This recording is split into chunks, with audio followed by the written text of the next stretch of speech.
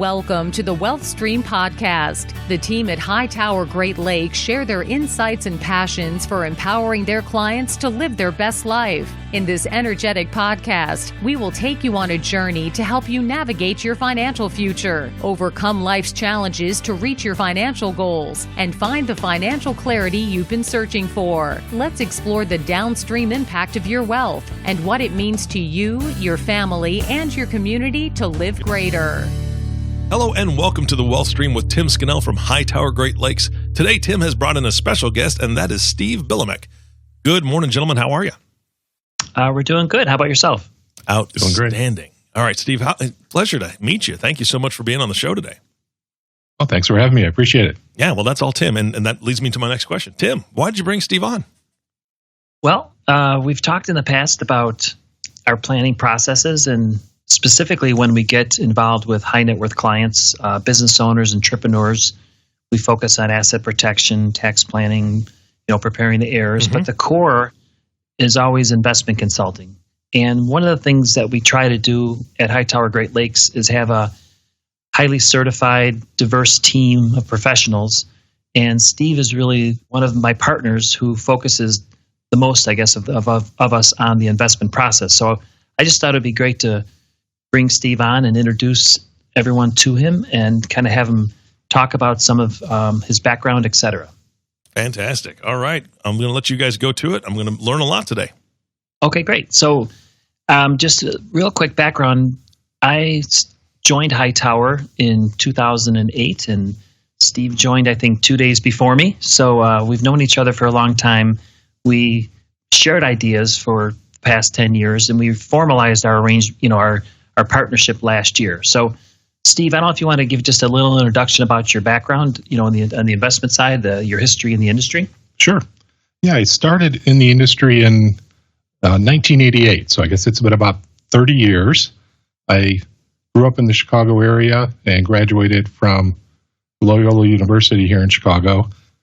But for my first job, I actually liked Colorado, so I wanted to move out there, and I looked at the Front Range, Boulder, Denver, and was fortunate enough to have my first job be hired by AIF Hutton in Colorado Springs as an investment advisor. Now you're dating yourself. That's right. And I should have known it was a dynamic industry, but because by the time I moved out to Colorado, I was working for Shearson Lehman Hutton. It had already merged and was moving on. And so I worked there for a few years and then really wanted to move back to the Chicago area for a couple of reasons. My family, and I wanted to continue my education and start my MBA, which I did at DePaul here in Chicago as well. And so I stayed in the industry, but in a slightly different area. For about 5 years, I worked in the compliance side with the Chicago Board Option Exchange and the NASD, which the NASD is now known as FINRA. And so during that time, I traveled the country examining broker-dealers, both their operational side, their investments, sampling client suitability. And I did that, as I said, for about 5 years. And then I was recruited through actually an old Everin friend to an old EF Hutton friend to Everin Securities in Chicago, which was the old Kemper Securities. And what they did is they recruited me in to do manager research. So I basically applied the audit process that I put in for broker-dealers to money managers around the country to figure out which managers we wanted on their recommended list. So some of them were very kind of big firms, Vanguard, PIMCOs, the names that people know. Some of them were more investment boutiques in different parts of the country, whether it be Anchorage, Alaska, Milwaukee, Wisconsin. So I did that. And then after about 5 years, Everin Securities was sold. And rather than relocate to Richmond, Virginia, which is where they were moving the headquarters, I decided to stay in Chicago and ended up, I interviewed and I was with a firm called West Hills Institutional or Asset Management here in Chicago, which was an independent RIA. So we had high net worth clients, but we also had an institutional side to our business. So we consulted to broker-dealers, CPA firms, a big life insurance company in Canada. We ran their models inside their annuities. And so I enjoyed it. Eventually, over time, became president of West Hills Asset Management, and I oversaw both the high net worth side and the institutional side. And then we decided to sell the institutional business, and I stayed with the high net worth side. So most of the clients from there were individuals, some nonprofits, some corporate retirement plans for physicians' offices, things of that nature. And so it sounds like you were focusing a lot on the compliance side, investment side, research. And I know when we met about 10 years ago when you joined Hightower, you were working as an investment advisor. So did you make the transition at that point? Yeah. So at that time, at West Hills, I transitioned full time to the advisor side. A few points in my career, I've run research departments, but then basically I took all that background and knowledge and just applied it to my own clients. So when I joined Hightower in 2008, it was a really good fit because as an independent advisor, you have that flexibility, the independence, but what I needed was a little bit more sophistication on, being with a bigger firm, you get better pricing for your clients and some deeper outside research sources. So that was very helpful, and that's really what made it a great fit really over the last 10 years for my clients and I here at Hightower, both originally as Hightower Chicago and now it's Hightower Great Lakes, joining the Valpo team and the Traverse City team. And I'm sure as much as you love to read about investments, you probably have other things you like. I know one of the things we have in common, Eric, is that our daughters both played volleyball. In fact, they played against each other in some of the same tournaments in the Chicago area years ago. Just dating myself. That could be trouble, huh? Exactly. Yeah, we'd meet up at places all around the Midwest at club volleyball tournaments. Exactly. So, nice. We just celebrated, my wife and I, Vicky, celebrated our 28th wedding anniversary. Whoa. And nice. We're empty nesters now. We have a son that's 24 and my daughter that's 27. And they're both in the Chicago area, so that's great. So I get to see them. And then, now that I'm an empty nester, I have a little bit more free time on the weekends. And I'm probably one of the few investment advisors that doesn't play golf. So I have kind of a quirky hobby in that most of my free time is spent training my dogs. I have 2 German Shepherds and a Belgian Malinois, and we compete in a sport that used to be called Schützen. Now it's called IGP, and we basically do tracking, obedience, and protection. And they're a lot of fun, and we've had, because of the team I work with here in the Chicago area, some good success. I've been on the podium at regional and national events, and even in 2017, we were one of the top 5 teams in the country. So we represented the U.S. in the Netherlands against the top 5 German Shepherd teams in our sport across the globe. So, so you weren't in that movie Best in Show, were you? No, but the personalities are quirky like that for sure. But so that was great. I mean, that was kind of a great, real challenging to get that far in the competitions. But then it was nice. My son went with me to the Netherlands, so it was a little bit of a family trip. So, so between investments and family, that's keeps me busy. Well, I know one of the reasons why I thought it would be really beneficial for you to talk today or to be a guest today is really to get back to the point I made earlier that as Hightower Great Lakes, we have diverse set of skill sets among the partners, and with the investments, the research, that's just something you love. So talk a little bit about the value add that you offer to clients with some of the things you do for your clients, but also for the Hightower Great Lakes team. Sure. Yeah. So we have a planning focus, and I think, with any advisor or any team, it's important to have the formal education. So, the undergrads, the MBAs are all helpful. Many of us have continuing industry titles, whether it's AIF for fiduciary focus, CAIA, CAIA for alternative investments like hedge funds and private equity, and then the CIMA for more of a wealth management background. But, so it's important to have those tools, but really mostly what our clients say they appreciate is one, probably our unconflicted advice. When they sit down, they're hiring us as a fiduciary, and we look at their whole picture and work with them and give them advice from custodians, the pros and cons of different custodians, to investments, and to planning. And I think really what they appreciate is that they're not buying one turnkey plan. This is your, kind of a locked and loaded retirement plan. They're really creating one with us. So it's important from, as we go through the process, many of our clients have custom communication plans. We may have, based on their schedules, we may meet at different times, some like quarterly, some like semi-annual. And so, and really to focus on their goals, whether it be retirement, education, legacy planning. Mm-hmm. And I know in my past, there was a point where I actually owned a broker-dealer, so I understand the compliance, the due diligence, especially more and more these days. So talk about some of the things that you do to help protect our clients from a compliance and due diligence standpoint.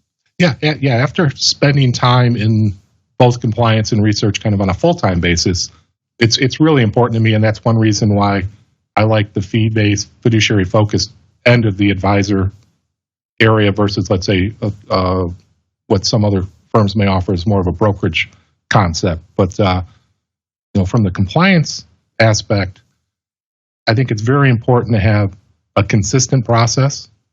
And again, we customize it, but the process overall is very consistent.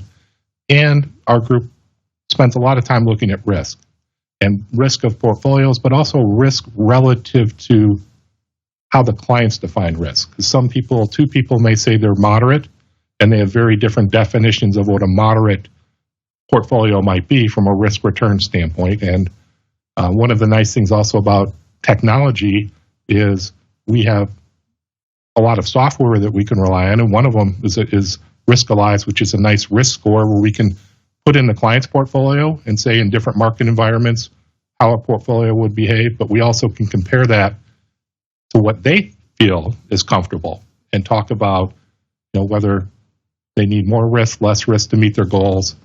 So from a compliance standpoint, it's the consistency and the risk aspect.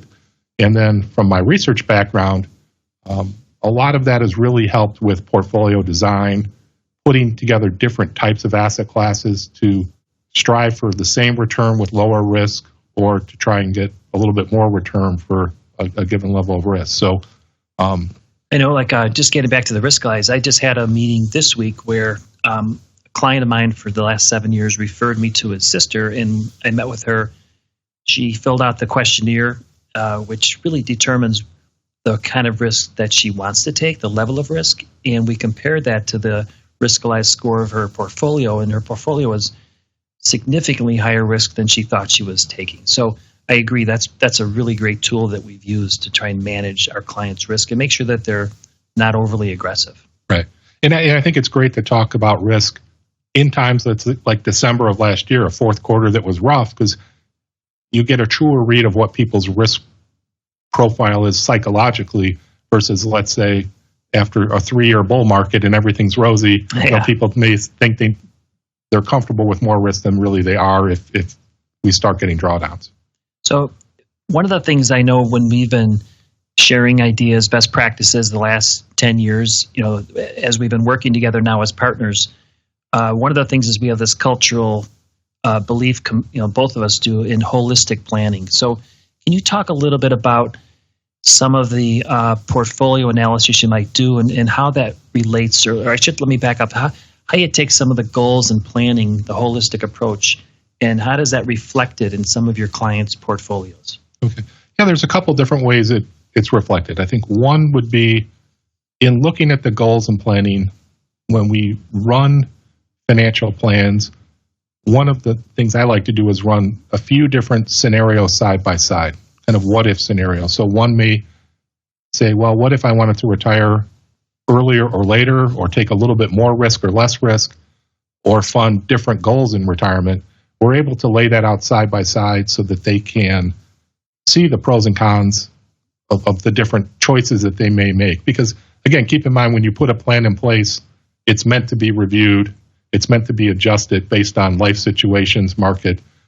You want to have that long-term framework, but it also is not, again, so structured that you can't adjust it based on what's going on in their lives. The other thing I think that's helpful from a holistic standpoint is our reporting software. Clients find helpful because we can combined assets in multiple locations. So it can be their assets with our custodians.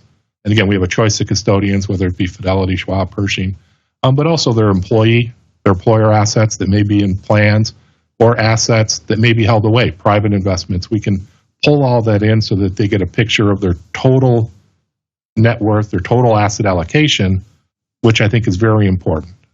Excellent. I know, or I should say, I have talked about my market niche, which are entrepreneurs, business owners, families looking to exit their businesses. Talk a little bit, if you can, about maybe your market niche, some of your specific clients you work with, and maybe how they're unique and how their goals and their planning, and as a result, their portfolios might be affected by the niche that you're focusing on. Yeah, I have clients across a wide spectrum of industries, but I do have a fair amount of physicians. And I think one reason they're unique is many of them have very limited time. They have liability concerns that maybe some other industries or professions don't have. So asset protection becomes very important. And it's also it's interesting now because it's a changing industry. Many of my older physicians, their business model was where they may have had a 401k or profit sharing, but they also may have owned the office building. So they were building equity in the office building or building equity in their practice, versus some of our the newer physicians may not have that ownership aspect to the practice. They may be working for a large healthcare organization. So there's different ways that they need to fund retirement and look at how they're saving. Yeah, I know when some of the physicians we work with talk about the difficulty in recruiting the younger med school graduates, just because their philosophy is a little different. I think the older physicians might have been a little more entrepreneurial, where they might have their own practice. And really, the nature of reimbursements is such now that everyone's really working for big hospitals or clinics or universities. Mm-hmm. And does that impact the planning? It does. It's challenging because, again, a lot of the physicians, they're super dedicated people. They spend a lot of time studying. They may have paid off their debt, and then they get to the point where, okay, now I'm in my savings years. And it's important, I think, to have a reality check at that time and say, because it's tempting to then immediately go out and kind of live the lifestyle of maybe a physician that's been doing it for 20, 30, 40 years.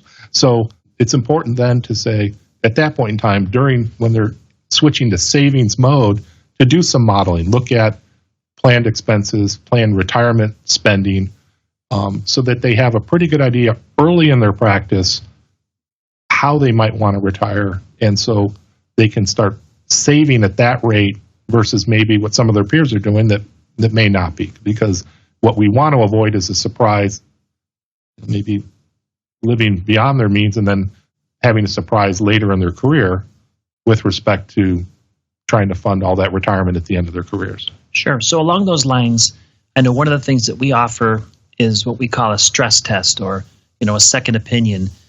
So talk a little bit about how you offer second opinion stress tests to maybe a prospect or somebody who calls you for advice. Yeah, we'll take their assets and one thing is looking at it at the asset side. It's how's their savings positioned, what type of vehicles, taxable, tax exempt, retirement plans, and kind of stressing that. But it's also, we work with a network of CPAs and estate planning attorneys that are very experienced also with the physician. So part of that holistic picture of stress testing is looking at how are their assets titled. And it does depend state to state. We have physicians we work with. Most of our clients have had Midwest roots at one time, but we have physicians in Florida and other states. So sometimes they have unique structures that may be slightly different than someone, let's say, in Illinois or Wisconsin or Indiana. Okay, excellent. So if somebody wants to contact you, connect with you, reach out to you for information, where should they go? Yeah, there's a couple places. So one is our website. It's Hightower Great Lakes, and you can link to our whole team through there and see our multiple locations. My phone number is 312-962-3826, and my email is my first initial last name, so it's Steve Billimack at hightoweradvisors.com. That's the easy way to reach out. Yep. Excellent. See, this wasn't too hard, right? Not too painful to be on here. Yes. Thanks for having me. Hey, Steve, thank you so much. Yeah, I just love listening to you guys go back and forth. Obviously, you both have a very strong team mentality. And kind of my takeaway from this is Tim says the same thing, right? He doesn't like people having surprises unless it's like a surprise party or a surprise, lottery winning that you didn't even know you had a ticket for or something like that. That's a good surprise, but you don't want to be surprised later in life with retirement funds not being quite there or whatever. So I love that you touched on that and that your team works with your clients and the entire Hightower Great Lakes family, if you will, really focuses on individuals and customizing things to individuals. So I heard that throughout this entire podcast from both of you, and I love it. So thank you so much for being on. Thank you. Appreciate it, Eric. Thanks. You betcha. And thank you all for listening to the Wealth Stream podcast with Tim Scannell. If you have not subscribed to the podcast yet, please click the subscribe now button below. This way, when Tim comes out with a new podcast, it'll show up directly on your listening device. This makes it much easier to share these podcasts with your friends and family. Again, thanks for listening today. For everyone at Hightower Great Lakes, this is Eric Johnson reminding you to live your best day every day. And we'll see you next time. Thank you for listening to the Wealth Stream podcast. We hope you gained some valuable insight that you can apply to your life and share with others. Please don't forget to subscribe below to be notified when new episodes become available. And don't forget to live greater. The information covered and posted represents the views and opinions of the guest and does not necessarily represent the views or opinions of Hightower Great Lakes. The content has been made available for informational and educational purposes only. The content is not intended to be a substitute for professional investing advice. Always seek the advice of your financial advisor or other qualified financial service provider with any questions you may have regarding your investment planning. Hightower Great Lakes is a group of investment professionals registered with Hightower Securities, LLC, member FINRA and SIPC, and with Hightower Advisors, LLC, a registered investment advisor with the SEC. Securities are offered through Hightower Securities, LLC. Advisory services are offered through Hightower Advisors, LLC.